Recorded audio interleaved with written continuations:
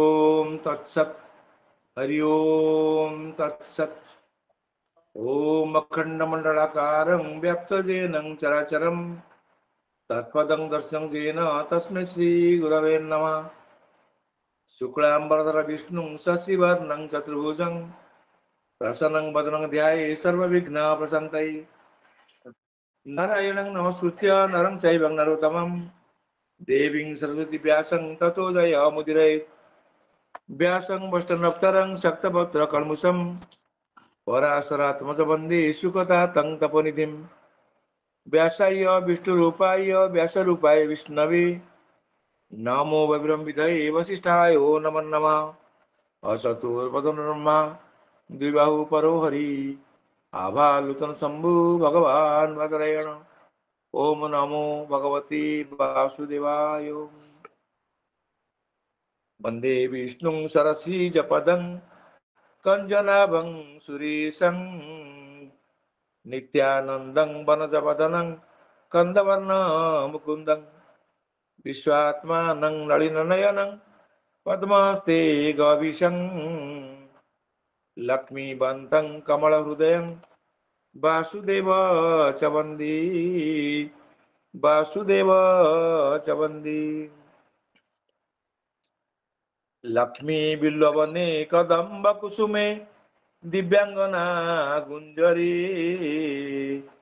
श्वेत अश्वरथे भूषधवळे छत्रध्वजे चामरी शंखे पद्मवने नरेन्द्र भुवने सिंहासने गोकुले सत्यं सौर्यं गुणे सदापि वसतु कुर्वन्तु ते मंगलम् कुर्वन्तु ते मंगलम्। गंगा गोपति गोमती गणपति गोविंद गोवर्धनो गीता गोमय गुरजो गिरिसुता गंगाधरो गौतम गायत्री गरुड़ो गदाधर गया गंभीर गोदावरी गंधर्वा ग्रहा गोपकुल गणा कुर्वन्तु नो मंगलम् कुर्वन्तु नो मंगलम्। আজি এই पवित्र संध्यारे योगदान करथिबा समस्त साधु सन्थ एवं विदुषी मातृमंडली समस्त मोर हृदयर गभीरतम प्रदेशरु सदा सुमन भक्ति सुमन सह मु ए कार्यक्रम को स्वागत करुछि। जय जगन्नाथ जय जगन्नाथ जय जगन्नाथ। राति पाइले कार्तिक मास आरंभ हब। देहटा टिके सुस्थ नहीं। पर दिन गोटे अचानक 2 घंटा उदा गली तेणु शरीरटा टी पुणी असुस्थ हो गला। तंटीटा पड़ जाइए। पृथ्वी रे वर्तमान बहु वैज्ञानिक जन्म नहीं। प्रतिदिन विशेष शक्ति संपन्न मारणास्त्र सब उद्भावन होउची। प्रतियोगिता मूलक मारणास्त्र भयावहता मानव हृदय को विदीर्ण कर दउची। सबु देश वर्तमान लगी पड़छंती केते भयंकर भयंकर मारणास्त्र सब तैयारी करिवा। आज आमर जगत अणु राक्षसर कबल रे वर्तमान कबलित हो रही। तार लेलिहान जीवा तले समग्र जीव जगत प्रकंपित। श्रीकृष्णकर गीतावाणी बुद्धंकर अहिंसा मोहम्मदंकर मानविकता एवं जीशुंकर प्रेम उपदेश ये सब आज मूल्यहीन। अन्य जन को ठकिबार आमे जते निपुण सुस्थ पारिपार्श्विक परिवेश संबंध रे सेते सचेतन आमे नुहे। दिन थिला जेते बेले पारंपरिक नीतिबोध उपरे मानव समाज दृष्टि रही।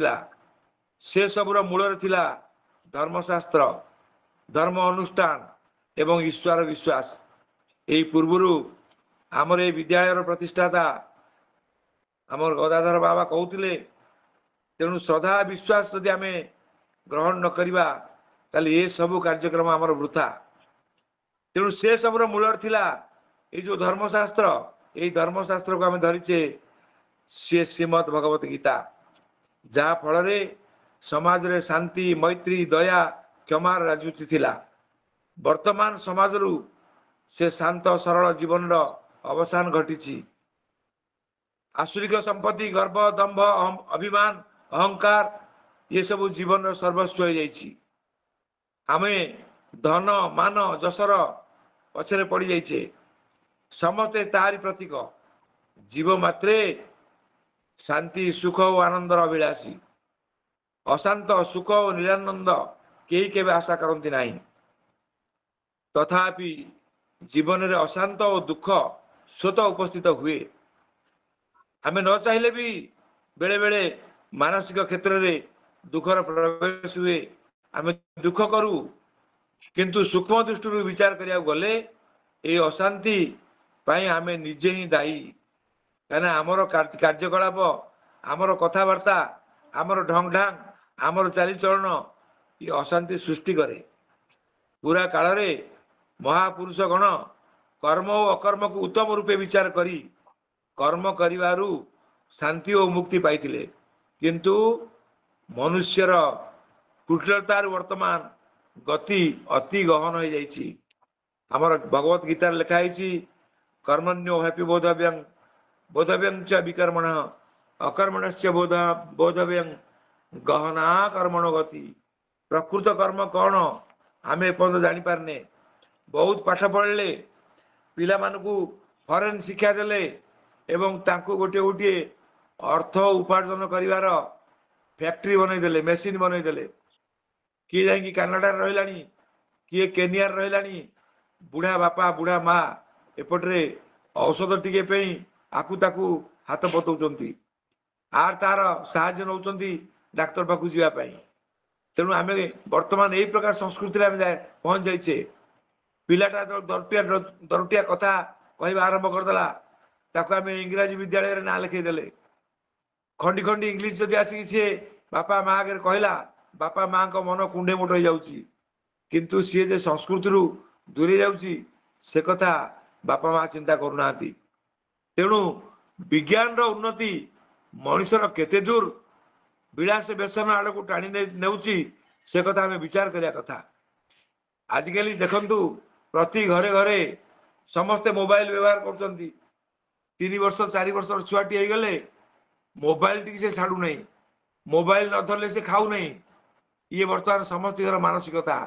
100 माने हाराहारी 90 भाग लोक, 90 भाग शिशु तांकर बापा माने माँ माने से माने खुशी होउछंती जे मो झियो मो पुओ मोबाइल चलेबी शिखीगलानी। सी यूट्यूब देखुची, आउ सी फेसबुक देखुची। यही प्रकार मानसिकता आम भीतर बर्तमान डेभलप कर जाइछि। तेणु आपण देखंतु आमर विलास व्यसन आड़ को आम जिते टाणी हो जाऊे निज भितर मानसिक शांति को सेते आम हराई बसीचे। एथिरे कौनसी संदेह नहीं। भगवान श्रीकृष्ण कुरुक्षेत्र युद्ध भूमि रे अर्जुन को शांति प्रिय निमित्त केते गुड़िए श्लोकर उदाहरण दे कही सेगुड़िक अशांत मानव को हृदय रे शांतिर बीज वपन कर गोटे श्लोक खाली कहबी जो द्वितीय अध्याय अच्छी जो स्थित प्रज्ञ कहते आपूर्यमाण मचल प्रतिष्ठं समुद्रमाप प्रविशन्ति जद्वत् तद्वत् कामंजं प्रविशन्ति सर्वे सशांतिमाप्नोति न काम कामी। माने विभिन्न प्रकार कामना आम भीतर सृष्टि हम, किंतु से कामना गुड़ाक जदि आम निज हृदय भितर विलीन कर दे पारिबा एवं निजर मन को टे भगवान आड़िकी दबा टिके सियाड़िकी मन चलो ताले आमे निजे शांति पाइबा, आमर परिवार भी शांति लाभ करिवो। शांति लाभ चिंतार न थाए। आमे खाली शांति शांति शांति शांति हेले शांति मिले नहीं कि खाली मीठा मीठा मीठा मीठा कहले पाटी की मीठा लगे नहीं। आमको मीठा खाइबा पड़िवो, मीठार प्रकृत स्वाद को अनुभव करिया पड़िवो। सेमती शांति शांति चिंता कले शांति मिले नहीं, उपभोग रे शांति नहीं, धन रे एवं यौवन रे शांति नहीं, ख्याति और प्रतिपत्ति रे शांति नहीं। शांति केवल मिले धार्मिक चेतना रे। जदि धार्मिक चेतना आम भीतर आसिला ताले आमे शांति पाइबा। अनन्य चित्तरे भगवान शरणागति होई तांकर मंगल इच्छा तांकर इच्छा को आमर मंगल बोली भावी आम जदि आत्म निर्भर निज आत्मा पर निजे संतुष्ट रहिबा ताले हमकु शांति मिलिबो किंतु मनुष्य सेतुर दूरे जाइछि विभिन्न प्रकार व्यस्त जीवन यापन भितर सी निजर जीवन टी अतिबाहित करोछि आवश्यकता अनुसार मापिचुपी कथबार्ता करंतु बेसी क्या संग गपिबा नहीं मु फोन रे गपिले आम घर लोक मो हाथ फोन टाणी नौଛନ୍ତି डाक्तर कहउଛନ୍ତି वॉइस रेस्ट दियो तुम एते गुडा गपुछ कौन मो हाथ फोन टाणी कौन कहबी मु या प्रकृत शरीर रक्षणार्थ खलु धर्म साधना शरीर को आगे रक्षा करवा तापर ये खलु धर्म साधना करवा तेणु आवश्यकता अनुसार मापिचुपी कथबार्ता करंतु एपरिक समय समय आपण द्वारा उत्तम व्यवहार को अन्य माने भूल बुझंती आमे क्या भल कथा कहवा भल व्यवहार देखा किंतु बेले बेले जहाँ को व्यवहार देखा सी भूल बोली प्रमाण करदे यहाँ गोटे गंडगोलिया परिस्थिति सृष्टि कर न पचारे क्या उपदेश दिंतु ना निज धंदार निजे बजी रुहतु तर्क करतु ना कि कौन तर्क पसंतु ना कहीं ना तर्क जितवा समते चाहती समते जी तर्क करती मन भर पशे जे मो कथाटी सब भल तेणु से दूरे रखा निजुक आम तर्क भितर केवल प्रवेश करवा ना एथिरे की लाभ यह केवल निजर अहंकार को पोषण कर अन्य को पीड़ा देव एवं ता द्वारा तर्क और जुक्ति द्वारा बंधुत्व ह्रास हम मतांतर मनांतर घटव अन्य को तांकर मतरे रहा दिंतु जदि जड़े भूल मत पोषण करुच्ची तथापि तांको मत को आम सम्मान दबा आम जानूचे भूल एवं जानले भी तांको तांको मत रहा दिंतु दुनिया रे केते निर्बोध अछंती जहाँ को बदलैबा बहुत दुर्लभ व्यापार आम चेष्टा कले भी बदल पारिबा नाही सेमानक पाखरे ए ज्ञानर कौन मूल्य नाही जेते प्रकार ज्ञान कथा कहे बरं सी आपण पछरे सी समालोचना करेंगे बेसी ज्ञानी देखे बेसी ज्ञान कथा कहते तेणु क्या अजाचित कौन सी प्रकार कथा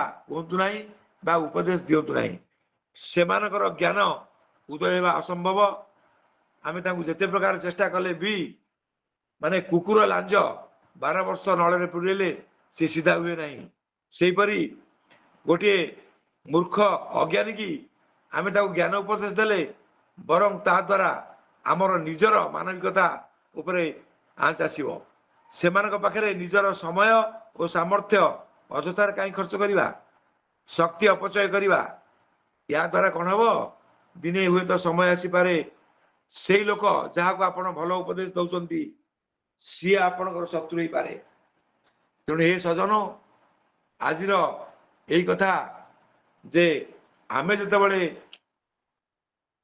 ये गीता विद्यालय प्रवेश करुचे गीता टी श्रवण करुचे ये गीतार जो महान उपदेश ये गीतार जो महान तत्व ताकू किंचित मात्रा रे आमर दैनंदिन कार्य प्रतिफलित कराइबा एवं ता द्वारा आमर ये मानव जन्म सार्थक हम हरिओम हरिओम हरिओम तत्सत हौ आज आमको दि जाइथिबा जोड़े शुल्क विषय टी आलोचना करवा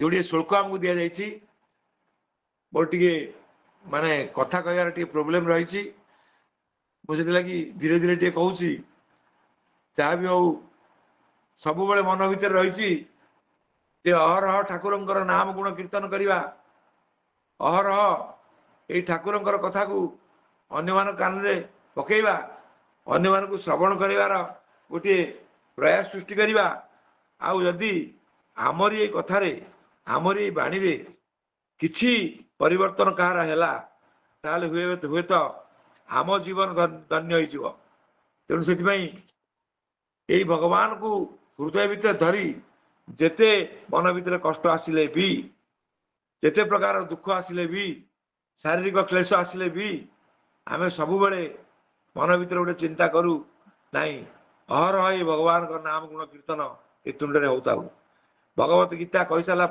परे भगवान निजे कहते जयमं परमं गुह्यं मद्भक्तेष्व विदास्यति भक्तिमयी परा कृत्वा मामे वश्यत संशय। 18 अध्याय 68 श्लोक। ये 18 अध्याय 68 श्लोक भगवान कहते जो पुरुष मोठारे परम प्रेम करी यही परम रहस्य युक्त गीता शास्त्र मोर भक्त मान आगे कहे से मते निश्चय प्राप्त हेबे एथिरे कौनसी संदेह नहीं। तेणु यही कथा को पार्थक्य करी आमे ये गीतार महत बाणी जत्किंचित आमे कहीपर ना से तो महासमुद्र। तेणु से महासमुद्र किछि किछि रत्न आमे उद्धार करी यही जनसमाज सेवार लगेगा एति मात्र उद्देश्य। यही उद्देश्य रखी ये कार्यक्रम को आम चालू रखीचु। शारीरिक कष्ट हेले भी आम टे ठाकुर नाम गुण कीर्तन करवा। तेणु आज जो जोड़े श्लोक आमको दि जाइए श्लोक नंबर 18 श्लोक नंबर 19 ये श्लोक जोड़िक पारायण तो हो जाइए तथापि आम टे पारायण करवा। श्लोक नंबर 18 गतिवर्ता प्रभु साखी निवास शरण श्रुत प्रभव प्रलय स्थान निधान बीजमभयम। ये श्लोक नंबर 18। अष्टाश श्लोक नवम अध्याय ये श्लोकर भाव ये श्लोकर अर्थ कौन? ये श्लोकर अर्थ है मु समस्त प्राप्त होगा योग्य परम धाम समस्त भरण पोषणकारी समस्त स्वामी शुभाशुभ द्रष्टा समस्त बासस्थान शरण नेबार योग्य प्रति उपकार न चाही हितकारी समस्त उत्पत्ति और प्रलयर हेतु स्थितिर आधार निधान और अविन्यासी कारण मध्य मुई अटे। भगवान कहले ये श्लोक एक श्लोकटर अर्थ है एतिकी। या भीतर बहुत गुण रहस्य रही खाली साधारण भाव में श्लोकटी अर्थ करदे आम तार रहस्य को उन्मोचन करा। या भीतर बहुत गुण रहस्य रही। देखु नवम अध्याय नाम है राजविद्या राजगुह्य जोग। ये जो राजविद्या राजगुह्य जोग ये जो भगवान ये 18 नंबर श्लोक पहुंची गले 16, 17, 18, 19 ये 4टी श्लोकर लिंक अच्छी। ता पूर्व 13, 14, 15 ये 3टी श्लोकर लिंक थिला। ये 13, 14, 15 श्लोक भगवान कहते निजर सगुण आ निर्गुण ओ विराट रूपर उपस्थापना करथिले। भगवान भगवान निजर सगुण निर्गुण रूप आ विराट रूपर उपस्थापना ये 13, 14, 15 श्लोक भगवान करथिले। जेतेबेले 13, 14, 15 श्लोक भगवान ये विराट रूपर उपासना उपस्थापना करथिले सेति बेले हुए तो स्वतः मन भीतर गोटे आसीपे भावना जे जदि समस्त उपास्य होउछन्ति से भगवान आ उपासना करिवार मार्ग मध्य अलग अलग तेबे समस्त उपासना आपण को उपासना किपर है से जे जहाँ को उपासना कले भी ये सब जगह उपासना भगवान पाक चलीगला यहाँ केमी संभव। तेणु तारी उत्तर रे भगवान 16, 17, 18, 19 ये 4टी श्लोक कहले। जो 13, 14, 15 श्लोक जो भगवान प्रतिपादित कले जे ये जगतर सबु सगुण निर्गुण आ विराट स्वरूप जी जो प्रकार भाव उपासना कला से प्रकार भाव सी तार फल पाइला। केतेक ज्ञान योगी निर्गुण उपासना करती आउ केतेक ज्ञान यज्ञ द्वारा आउ केतेक पूजा करने द्वारा आउ केतेक मनुष्य बहु प्रकार स्थिति विभिन्न प्रकार उपासना करती। यही कथा 13, 14, 15 श्लोक भगवान बुझे बुझेला परे आम मन हुए तो गोटे भावना आसीपे जदि समस्ते उपासना करती अलग अलग टाइप गोटे प्रकार उपासना समस्त नुहे ताले सबु जगह उपासना ये भगवान को उपासना केमती है से कथा बा से कथार उत्तर भगवान ये 16, 17, 18, 19 ये 4टी श्लोक देइछन्ति। जाओ 16, 17 ये तो काली आलोचना हो मुझे कथा कहबी नहीं।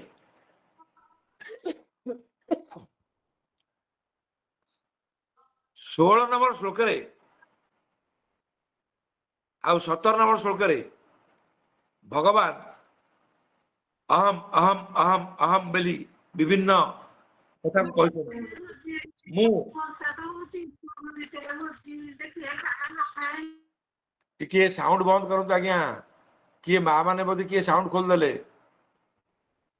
साउंड टी करंतु नहीं 16 नंबर श्लोक रे भगवान कहले अहं क्रतु अहं यज्ञ अहं शोधा अहं औषधम अहं मंत्र अहम आज्यवम अहम अग्नि अहं हुतम तेणु ये जो अहम अहम अहम बोली कहले एठी 8 थर अहम शब्द भगवान कहते ये 16 नंबर श्लोक रे कहले मु हूँ सबू कौन कौन ना मु क्रतु मु यज्ञ मु शोधा मु औषध मु मंत्र मु घृत मु अग्नि मु ही हवन रूपी क्रिया अटे तापर 17 नंबर श्लोक रे पुणी भगवान कहले पितामह से जगतो माता धाता पितामह वेद्यं पवित्र मोंकार रुक्षाम चतुरेव च भगवान कहले अस्य जगत पिता अहम अस्य जगत यही समग्र जगत रे माने मु हूँ पिता माता पितामह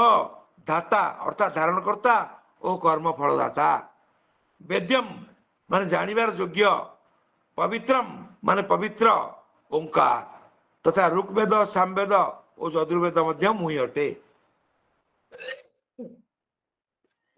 मुई अटे बोली कहले ये सब जाक अहम बोली कहले तामाने ये 16 और 17 ये जोड़िए श्लोक रे भगवान 9 थर अहम पद व्यवहार कर मु ये सब बोली भगवान कहते ये सब हूँ मु ये सब गुड़ाक मु बोली भगवान कहते तेणु ये जो 9 थर भगवान अहम पद व्यवहार करछंती एई 4टी श्लोक रे भगवान कहउछंती समग्र जगत मोर ही स्वरूप अटे ए समग्र जगत तमे जहाँ देखुच ये सब गुड़िक मोर स्वरूप तेणु ये जोड़िए श्लोक रे 9 थर अहम माने मु यही अहम पदटा व्यवहार करी भगवान ये समग्र जगत रे तमे सब जहाँ देखुच ये सब जाक मु हूँ ये जगतर दाता अर्थात धारणकर्ता आ कर्मफलदाता मु पिता मु माता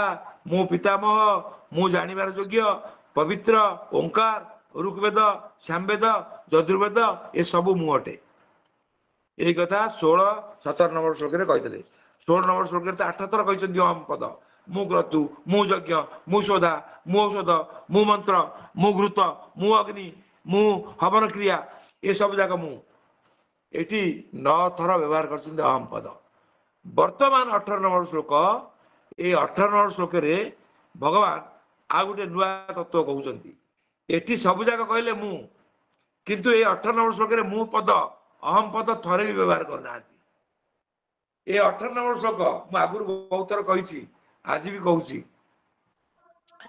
जे भगवत गीता 13 पर प्रतिष्ठित तर कि से 13 को तर कि से 13 को 13 रोचे जदि आपन के पचारे आप नंबर केते आखि बुझी कहे 13 कहीं आम समस्ते 13 ये जगत रे जेते मनुष्य अछंती समस्ते 13 ये शरीर 13 शरीर 13 भगवत गीता 13 भगवत गीता रे 13 थर 13 कथा कहते तेणु एठी भगवान तांकर विशेषण से जदि उपरे 16 आ 17 श्लोक रे निजे हेले विशेष्य एठी तांकर विशेषण कहउछन्ती 18 श्लोक रे कहले गतिभर्ता प्रभु साखी निवास शरणं श्रुत प्रभव प्रलय स्थानं निदानं बीजम अभयम 13टी शब्द एठी 13टी शब्द कहले प्रथम कहले कहले कौन कहले कहले मु होची गति मु भर्ता मु प्रभु मु साखी एठी मु कहि नांती ये सब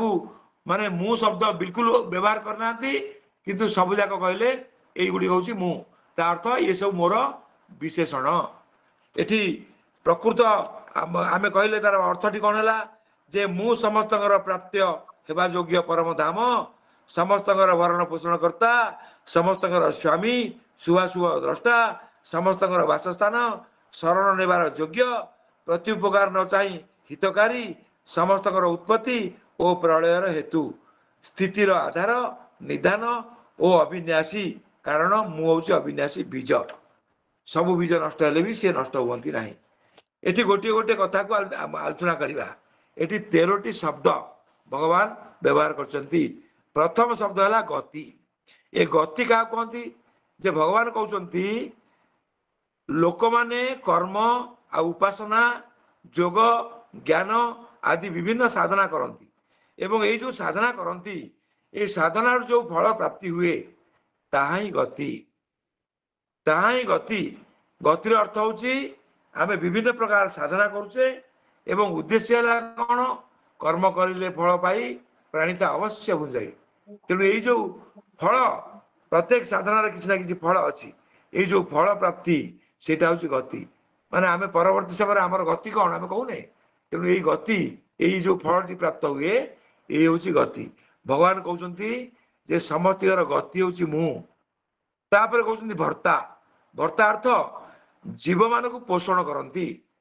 କାହିଁକି ନା ସୃଷ୍ଟିକର୍ତ୍ତା ବ୍ରହ୍ମା, ପାଳନକର୍ତ୍ତା ବିଷ୍ଣୁ ଏବଂ ସଂହାରକର୍ତ୍ତା ହେଉଛନ୍ତି ରୁଦ୍ର। ଏ ତ୍ରିଦେବ, ତ୍ରିଶକ୍ତି, ଜଣେ ସୃଷ୍ଟିକର୍ତ୍ତା, ଜଣେ ପାଳନକର୍ତ୍ତା, ଜଣେ ସଂହାରକର୍ତ୍ତା। ଆଉ ମୋଟାମୋଟି ଚିନ୍ତା କଲେ ସେ ତିନି ଜଣ ଏକ, ସେ ଗୋଟିଏ, କିନ୍ତୁ ଭିନ୍ନ ଭିନ୍ନ ବିଭାଗ। ସୃଷ୍ଟି କଲାବେଳେ ତାଙ୍କ ନାଁ ହୁଏ ବ୍ରହ୍ମା, ପାଳନ କଲାବେଳେ ତାଙ୍କରି ନାଁ ହୁଏ ବିଷ୍ଣୁ, ଆଉ ସଂହାର କଲାବେଳେ ତାଙ୍କରି ନାଁ ହୁଏ ରୁଦ୍ର, ଶିବ। କିନ୍ତୁ ମୋଟାମୋଟି ସେ ଏକ। ତେଣୁ ଏଠି ସେ କହୁଛନ୍ତି ଆମେ ହଉଛି ଭର୍ତ୍ତା। କାହିଁକି ନା ଏ ଚରାଚର ଜଗତକୁ ଆମେ ପୋଷଣ କରୁ। ଏ ଚରାଚର ଜଗତକୁ ପୋଷଣ କରୁଥିବାରୁ, ଜୀବମାନଙ୍କୁ ପୋଷଣ କରୁଥିବାରୁ ଆମେ ହଉଛୁ ଭର୍ତ୍ତା।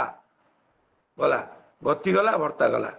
ତାପରେ ନମ୍ବର 3, ନମ୍ବର 3ରେ କହୁଛନ୍ତି ଆମେ ହଉଛୁ ପ୍ରଭୁ। କାହିଁକି ଆମେ ପ୍ରଭୁ ବୋଲି ଭଗବାନ କହୁଛନ୍ତି? କହୁଛନ୍ତି ଆମ ଆଦେଶରେ ସୂର୍ଯ୍ୟ ଚନ୍ଦ୍ର ଆତଜାତ ହେଉଛନ୍ତି, ଋତୁ ପରିବର୍ତ୍ତନ ହେଉଛି, ଦେବତା ମାନେ ନିଜ ନିଜ ସ୍ଥାନରେ ରହିକରି ନିଜ ନିଜର କର୍ତ୍ତବ୍ୟ କର୍ମ କରୁଛନ୍ତି ଏ ସଂସାରକୁ ପାଳନ କରିବା ପାଇଁ। ପବନ ଦେବତା, ଅଗ୍ନି ଦେବତା, ଇନ୍ଦ୍ର ଦେବତା, ସେମାନେ ବୃଷ୍ଟି କରୁଛନ୍ତି ଏବଂ ପବନ ଚାରିଆଡ଼େ ପ୍ରଭାବମାନ ହେଉଛି। ଏ ସବୁ ଦେବତା ମାନେ ନିଜ ନିଜର କର୍ମ କରୁଛନ୍ତି। ତେଣୁ ଆମେ ହେଉଛୁ ଜଗତର ପ୍ରଭୁ। କାହିଁକି ନା ଏ ସବୁ ଆମରି ଆଦେଶରେ ହିଁ ହେଉଛି। ତେଣୁ ଆମରି ଆଦେଶରେ ସବୁ ଚାଲୁଥିବାରୁ ଆମେ ହେଉଛୁ ଜଗତର ପ୍ରଭୁ। ଯୋଉଟାକି ସପ୍ତମ ଅଧ୍ୟାୟରେ କହିଛନ୍ତି ମତ ପରଂ ତରଂ ନାନ୍ୟ କିଞ୍ଚିତ୍ ଦସ୍ତି ଧନଞ୍ଜୟ ମୟି ସର୍ବମୁଦ୍ୟଂ ପତ୍ରଂ ସୂତ୍ରେ ମଣି ଗଣାଇବ। ସୂତ୍ର ମାନେ ସେଠି ସୂତା ବୋଲି କୁହାଯାଇଛି, ଗୋଟେ ମଣି ଭିତରେ ବା ମାଳା ଭିତରେ ଥିବା ସୂତା। ଆମେ ତାକୁ ଆଉଥରେ ଅର୍ଥ କରିଥିଲୁ ଯେ ସୂତା ମାନେ ହେଉଛି ସୂତ୍ର, ଫର୍ମୁଲା। ଗୋଟିଏ ଫର୍ମୁଲାରେ ସେ ବାନ୍ଧିକି ରଖିଛନ୍ତି ପ୍ରଭୁ ଏ ଜଗତକୁ। ଯୋଉ ଫର୍ମୁଲାରେ କି ଏ ଜଗତ ଆଜାତ ହେଉଛି, ସବୁ ତାଙ୍କରି ଆଦେଶ, ସେଇ ପ୍ରଭୁଙ୍କର ଆଦେଶ। ତେଣୁ ସିଏ ହେଉଛନ୍ତି ପ୍ରଭୁ। ଗଲା 3 ଗଲା। 4ରେ କହିଲେ ସାକ୍ଷୀ। ମୁଁ ହେଉଛି ସାକ୍ଷୀ। କାହିଁକି ନା ଅନ୍ତର ଭିତରେ ସେ ଅଛନ୍ତି। ଈଶ୍ୱର ସର୍ବଭୂତାନା ହୃଦୟ ଅର୍ଜୁନ ତିଷ୍ଠତି ବ୍ରାହ୍ମୟନ ସର୍ବଭୂତାନି ଯନ୍ତ୍ର ରୂଢାନି ମାୟା। ସିଏ ଆମକୁ ମାୟାରେ ବଶବର୍ତ୍ତୀ କରି ଆମକୁ କର୍ମ ମୁଖର କରିଦେଇଛନ୍ତି। ଆମ ଭିତରେ ସିଏ ଅଛନ୍ତି, ଆମରି ଅନ୍ତରରେ ଅଛନ୍ତି। ଜୀବର ସବୁ କର୍ମର ଦର୍ଶକ ସିଏ। ସେ ଜୀବର ସବୁ କର୍ମକୁ ଦର୍ଶନ କରୁଛନ୍ତି। ତେଣୁ ସାକ୍ଷୀ ରୂପରେ ଅନ୍ତର ଭିତରେ ରହି ସେ ନିର୍ଲିପ୍ତ ରହି ଏଇ ଜୀବ ଦ୍ୱାରା ବା ଏଇ ଶରୀର ଦ୍ୱାରା ସବୁ କର୍ମ କରାଉଛନ୍ତି। ତେଣୁ ଅନ୍ତରେ ସାକ୍ଷୀ ରୂପରେ ରହି ସେ ସବୁ ଦର୍ଶନ କରୁଛନ୍ତି। ତେଣୁ ସିଏ ହେଲେ ଶୁଭାଶୁଭ ସବୁ କର୍ମ ମାନଙ୍କର ଦ୍ରଷ୍ଟା। ଆମେ ଯାହା ସବୁ କରୁଛେ, ଶୁଭ କରେ ବା ଅଶୁଭ କରେ, ଭୁଲ କରେ ବା ଠିକ କରେ, ସବୁର ଦ୍ରଷ୍ଟା ସିଏ। ସିଏ ହେଉଛନ୍ତି ସାକ୍ଷୀ। ତେଣୁ ସିଏ ହେଲେ ସାକ୍ଷୀ। ଇଏ ହେଲା ନମ୍ବର 4। ନମ୍ବର 5, ନମ୍ବର 5ରେ ଭଗବାନ କହିଲେ ମୁଁ ହେଉଛି ନିବାସ।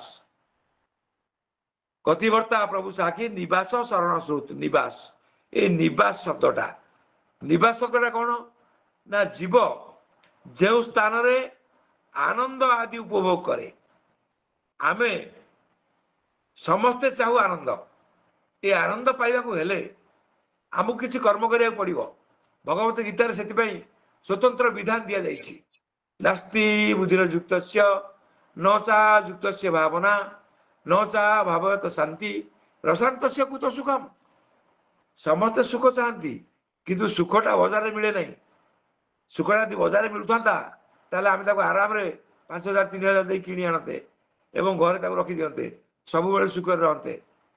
तेणु बजार में मिलिया जिनस सी नुहे से कौन हुए ना जीव जो स्थान आनंद भोग करे आंबे से स्थान रूप निवास नाम परिचित।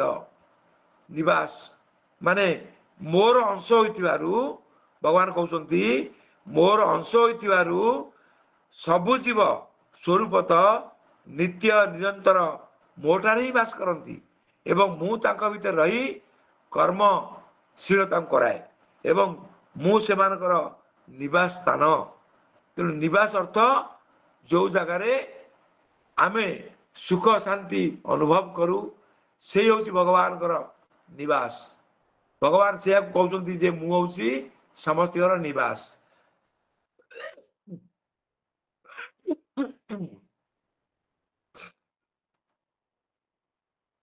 ये जन किए भाई लिखुंट जे आम जब प्रेम हरिबोल टे पकेबा हुड़ाहुड़ टे पकेबा ताले से आनंद प्रवेश कर भगवान स्थान। आमे गोटे कथा सड़े शेषु कहूँ बोल आनंद कबार हरि बोल माँ मैंने हुड़हुड़ दौरान हरिबोल दौरान जो आनंद प्रवेश करुच्ची। तेणु यही भगवान से कहते जीव जो स्थान आनंद भोग करे आंबे से स्थल रूपी निवास नाम परिचित। ये गला निवास। तापर 6 नंबर है आमको आराधना करुवा व्यक्ति को शोक दुख आदि विपत्ति रक्षा करूँ आम हेलु शरण। भगवान हेले शरण शरण रक्षण महाबाहु। आम सब भगवान कहचे से शरणागत वत्सल जेते जहा दुख पड़े भी आम जो दी हाथ टेकी दौचे सबु दुख हरण हो जाउछि। भगवान को शरण आम नौचे। अर्जुन जो प्रथम अध्याय रे विषाद जोग विषाद रे परिपूर्ण हो गले भितर महाविषाद आसीगला सी कौन कले भगवान को शरणापन्न हेले। कार्पण्य दोषो बहुत स्वभाव पुष्वा विद्वांग धर्म समूढ़ चेता जसे असादित गृहीतन में शिशे साधिव्यं प्रपन्नम। मु आपणकर शिष्यत्व ग्रहण करुच्ची आपणकर शरणापन्न होउची मते आपण उपयुक्त परामर्श दियंतु उपयुक्त दिग्दर्शन दियंतु जहाँकि मोर कल्याण करावा। तेणु ये भगवान कहते मुझे समस्त शरण रक्षक मु शरण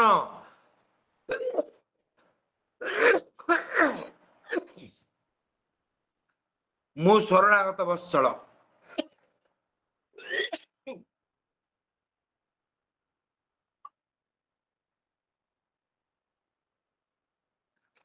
तेणु आम जो भगवान को आराधना करूँ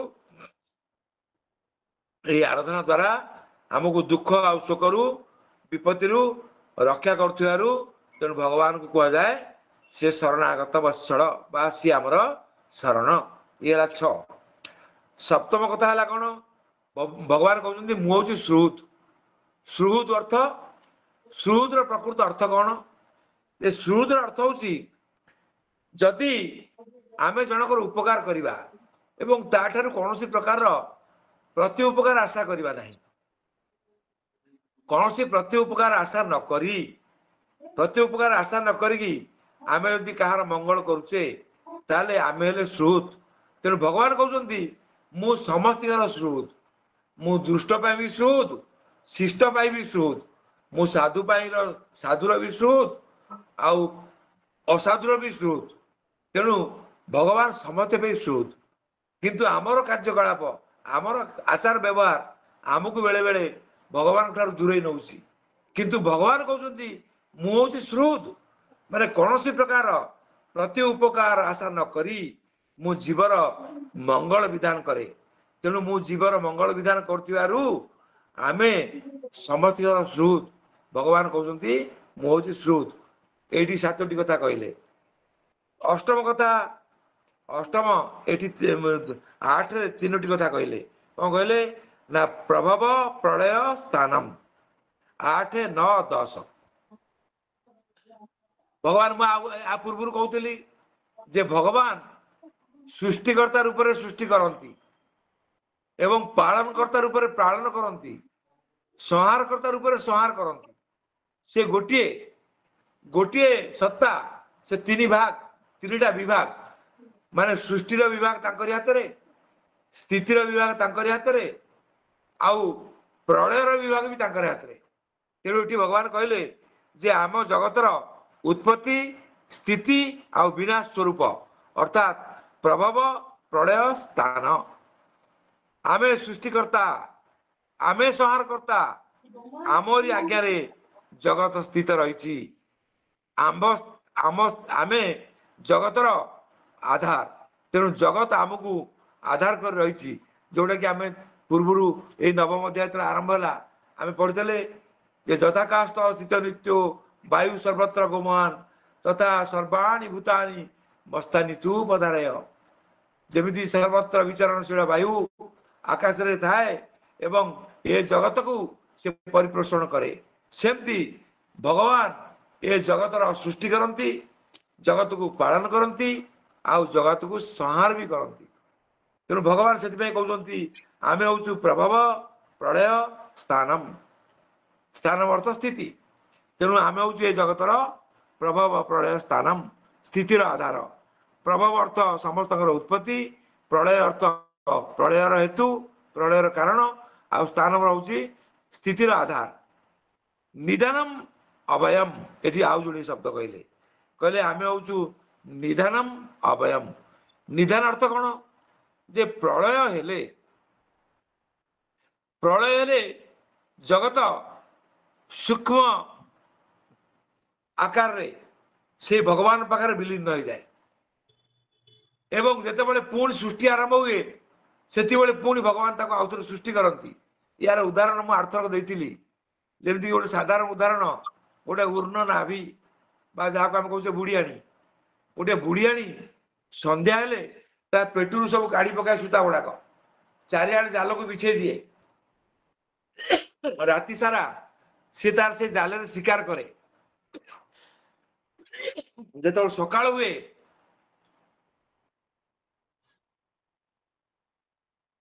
ପୁଣି ଜାଲ ଗୁଡାକୁ ତା ନିଜ ପେଟ ଭିତରେ ପୁରେଇ ଦିଏ। ଠିକ ଭଗବାନ ସେ କଥା କହୁଛନ୍ତି ଯେ ମୁଁ ହଉଛି ନିଧାନ। ନିଧାନ ଅର୍ଥ ଯେତେବେଳେ ପ୍ରଳୟ ହୁଏ, ଏଇ ପ୍ରଳୟ ସମୟରେ ଜଗତ ସୂକ୍ଷ୍ମ ବୀଜଭୂତ ହୋଇ ଅବସ୍ଥାରେ ଭଗବାନ ଠାରେ ଅର୍ଥାତ୍ ଲୟ ସ୍ଥାନରେ, ଏହାକୁ ଲୟ ସ୍ଥାନ ବୋଲି କହନ୍ତି। ଏ ଲୟ ସ୍ଥାନ ବା ତାର ନାଁ ହଉଛି ନିଧାନ। ଏ ନିଧାନର ଅର୍ଥ ହଉଛି ଲୟ ସ୍ଥାନ, ଯୋଉ ଜାଗାରେ କି ଭଗବାନ ଏ ସମଗ୍ର ଯୋଉ ବ୍ରହ୍ମାଣ୍ଡକୁ ସୃଷ୍ଟି କରିଛନ୍ତି, ତାଙ୍କୁ ତାଙ୍କରି ଭିତରେ ସେଇ ଜାଗାରେ ସେ କଣ କରନ୍ତି ନା ଦୀର୍ଘ ସମୟ ପର୍ଯ୍ୟନ୍ତ ତାଙ୍କରି ଭିତରେ ପୁଣି ତାକୁ ଆଶ୍ରୟ ଦେଇ ରଖିଥାନ୍ତି। ସେଇଥିପାଇଁ ତାକୁ କୁହନ୍ତି ନିଧାନ। ଯୋଉଠିକି ଦୀର୍ଘ ସମୟ ପର୍ଯ୍ୟନ୍ତ କୌଣସି ବସ୍ତୁକୁ ରଖାଯାଏ ତାକୁ ନିଧାନ କହନ୍ତି। ତାପରେ କହିଲେ ବୀଜମ। ବୀଜମ ଅର୍ଥ କଳ୍ପ ଆରମ୍ଭରେ ସେ ପୁଣି ତାଙ୍କ ପାଖରେ ଥିବା ସେଇ ଯୋଉ ମଞ୍ଜି, ସେଇ ମଞ୍ଜିରୁ ପୁଣି ସୃଷ୍ଟିକି ଆରମ୍ଭ କରନ୍ତି। ଆଉ ସେ ବୀଜ କି ବୀଜ? 13 ନମ୍ବରରେ କହିଲେ ସେ ଅଭୟମ, ସେ ଅଭୟ ବୀଜ। ଏଠି 13ଟି କଥା କହିଲେ। ଏ ଅଭୟ ବୀଜ ଅର୍ଥ ସେ ବୀଜ କେବେ ନଷ୍ଟ ହୁଏ ନାହିଁ। ଆମେ ଯଦି ଗୋଟେ ମଞ୍ଜି ଲଗେଇ ଦଉଛେ, କଖାରୁ ମଞ୍ଜି, କାକୁଡି ମଞ୍ଜି ବା ଯେକୌଣସି ଗୋଟେ ଫଳ ଫୁଲର ମଞ୍ଜି ଲଗେଇ ଦଉଛେ, ସେ ମଞ୍ଜି ଅଙ୍କୁରୋଦ୍ଗମ ହେଲା ପରେ ନଷ୍ଟ ହେଇଯାଏ। କିନ୍ତୁ ଭଗବାନ କହୁଛନ୍ତି ମୁଁ ହଉଛି ଅଭୟମ ବୀଜମ। ମୁଁ ଏମିତି ବୀଜ, ସେ ବୀଜ ହଉଛି ଅଭୟମ, ସେ କେବେ ନଷ୍ଟ ହୁଏ ନାହିଁ। ବୀଜ ଅଙ୍କୁରୋଦ୍ଗମ ପରେ ନଷ୍ଟ ହୋଇଯାଏ, କିନ୍ତୁ ଭଗବାନଙ୍କ ପାଖରେ ଯୋଉ ବୀଜ ଅଛି ବା ଭଗବାନ ଯୋଉ ବୀଜ, ସିଏ କସ୍ମିନ୍ କାଳେ ନଷ୍ଟ ହୁଏ ନାହିଁ। ତେଣୁ ସିଏ ହଉଛନ୍ତି ଅଭୟ ବୀଜ। ଏଇ 13ଟି କଥା, ଏଇ 13ଟି କଥା ଏଇ ଶ୍ଲୋକରେ କହିଲେ। ମୁଁ ଆପଣମାନଙ୍କୁ ସବୁବେଳେ କହିଛି, ସବୁବେଳେ 13 ଉପରେ ଧ୍ୟାନ ଦିଅନ୍ତୁ ଏବଂ ନିଜେ 13 ବୋଲି ମାନନ୍ତୁ। ଏ କଳି ଯୁଗରେ 13 ହଉଛନ୍ତି ସର୍ବଶ୍ରେଷ୍ଠ। ସେଥିପାଇଁ ଅଚ୍ୟୁତାନନ୍ଦ କହିଛନ୍ତି ତରଖିଥିବୁ ସେ 13କୁ।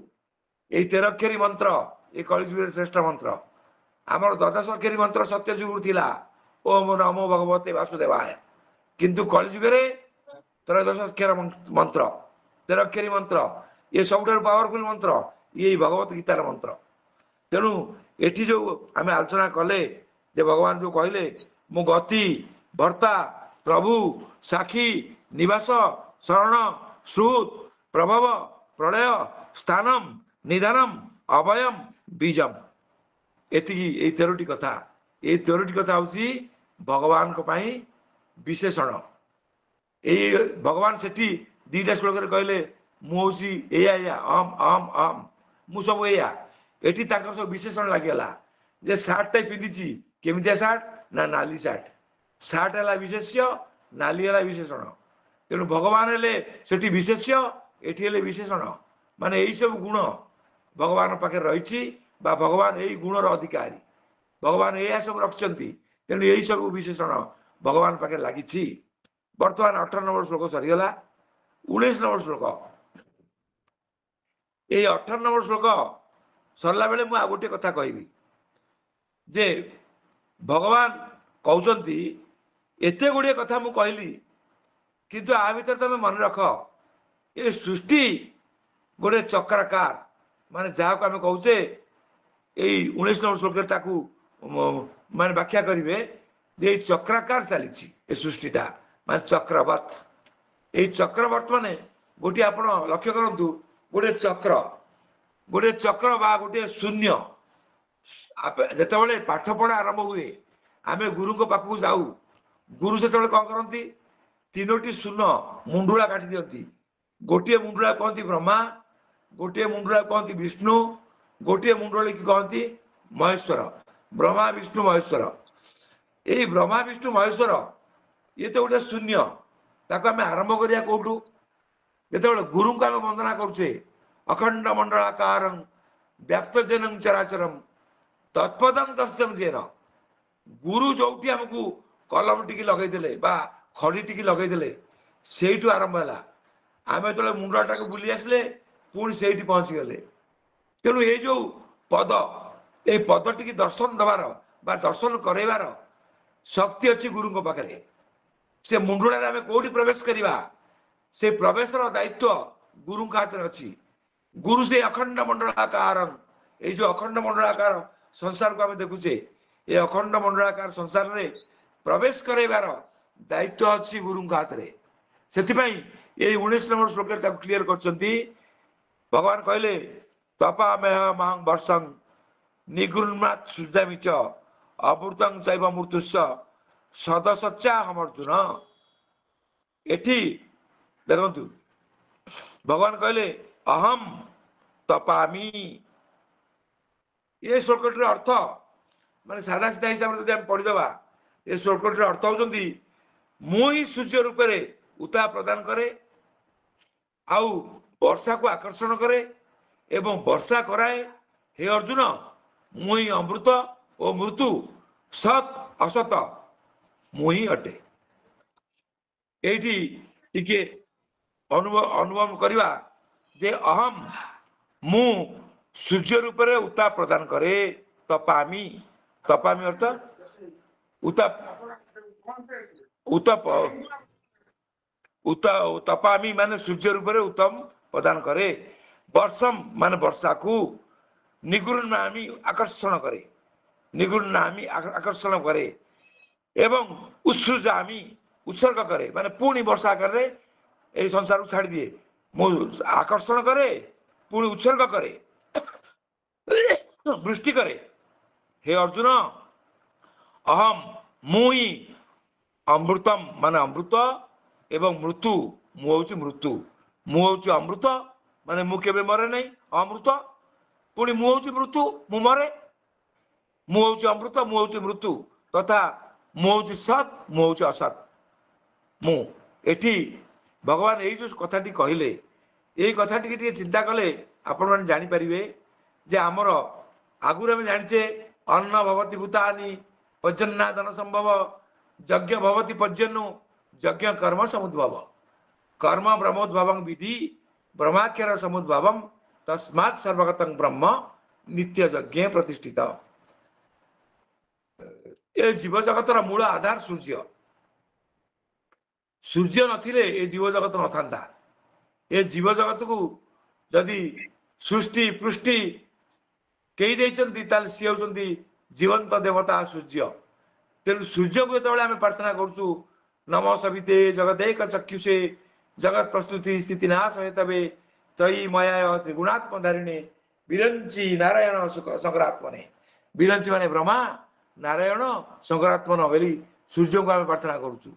तेणु ये भगवान कहते मु सूर्य रूप में उताप प्रदान करे।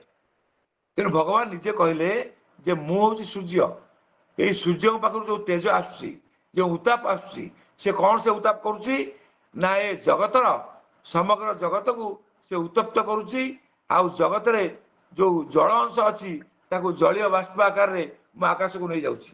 ये आकाश रे नहीं सेठी कौन करुच्ची ना वर्षा वर्षा सृष्टि करुच्ची माने मेघ सृष्टि करुच्ची। मेघ सृष्टि करके ताकू पुणी उत्सृजामी माने उत्सर्ग करुच्ची। उत्सृजामी माने उत्सर्ग करुच्ची वृष्टि आकार रे ए पृथ्वी की ए माटी की मु जड़ा गुड़ा को बाष्प आकार नहीं जाऊँगी। आकाश रे मेघ सृष्टि करुच्ची पुणी मेघ को वृष्टि आकार रे पुणी पृथ्वी की दे देउची। ये गोटे जल चक्र माने अहरह लगी ए संसार रे यही जल चक्रटा लगी कहीं जल जदि आकाश न आसब ताले अन्न उत्पादन हो पार ना। अन्न भवती भूतानि पर्जन्यादन संभव। तेणु पर्जन्य अर्थ वृष्टि वृष्टि नहले ये अन्न हो पार ना कि ये भूत जगत रहा। तेणु ये जो जल चक्रटा यहाँ मोरी द्वारा ही हो सूर्य रूप से जल को आकर्षण करी बाष्पीभूत करी आकाश को नहीं जाऊँगी। आकाश रे मेघ सृष्टि करुच्ची पुणी से मेघ को वृष्टि आकार रे पुणी जल पृथ्वी की प्रदान करुच्ची जहाँ द्वारा कि पृथ्वी रे अन्न उत्पादन होउची एवं यही अन्न को खाई ए पृथ्वी रे जीव जगत परिपृष्ट होउछन्ति। तेणु यही जो क्रिया यही जो चक्र जल चक्र लगी यही जल चक्र बा यही चक्र मूल कर्ता हली मु भगवान कहते एठी कहते यही जल चक्र मूल कर्ता मु। तेणु एठी अहम अमृतम अहम मृत्यु मु हूँ अमृत मु हूँ मृत्यु। कहीं यही जो जल चक्र द्वारा जो जीव जगत सृष्टि होउची ये हूँ मर्त्य लोक। ये मर्त्य लोक जीव सृष्टि होउची एवं सृष्टि हवा द्वारा तार कौन होउची ना दिने जी सृष्टि है तार विनाश हम मृत्यु हम। तेणु सी अमृत सी मृत। तेणु यही जीव जगत को सी सृष्टि करुँच पुणी ये जीव जगत मृत्यु मुखे पड़ुची।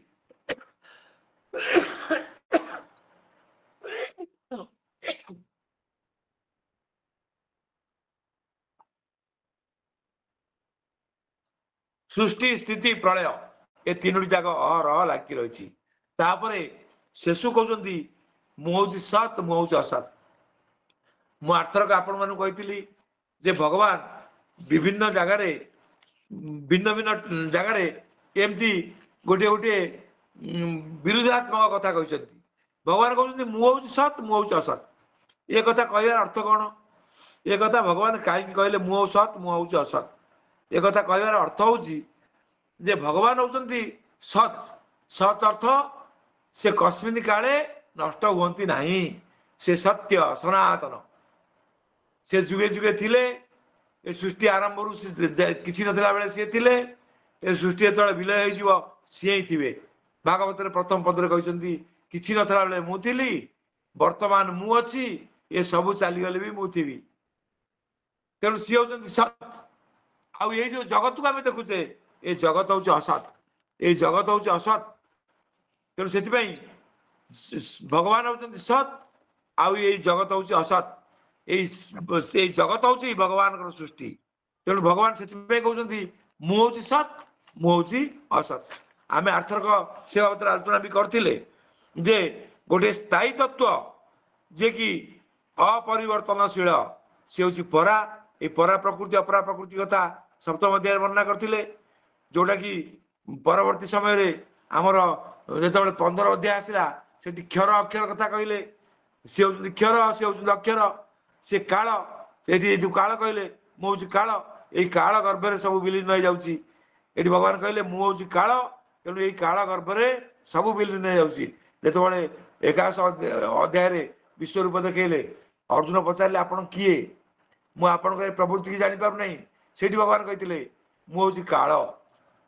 କାଳସ୍ମିନ୍ ଲୋକ କ୍ଷୟକୃତ ପ୍ରବୁଦ୍ଧ ଲୋକାନ୍ ସମାହର୍ତ୍ତୁ ମିୟ ପ୍ରବୃତ୍ତ ଋତୁବିତ୍ୱାଙ୍ଗ ଭବିଷ୍ୟନ୍ତି ସର୍ବେ ଯେ ବସ୍ତିତା ପ୍ରତ୍ୟାନିକେ ସୁଯୋଦ୍ଧା। ମୁଁ ହଉଛି କାଳ, ଏଇ କାଳ ଗର୍ଭରେ ସମସ୍ତେ ବିଲୀନ ହେଇଯିବେ।